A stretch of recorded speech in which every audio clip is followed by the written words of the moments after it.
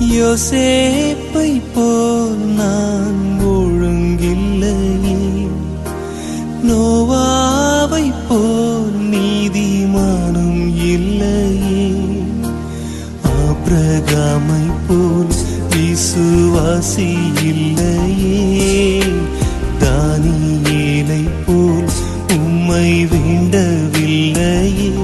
நான் நானாக வந்திருக்கிறேன்,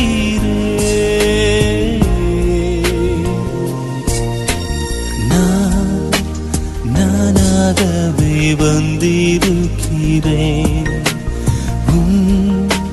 பிரசன்னத்தில் வந்து நிற்கிறேன்.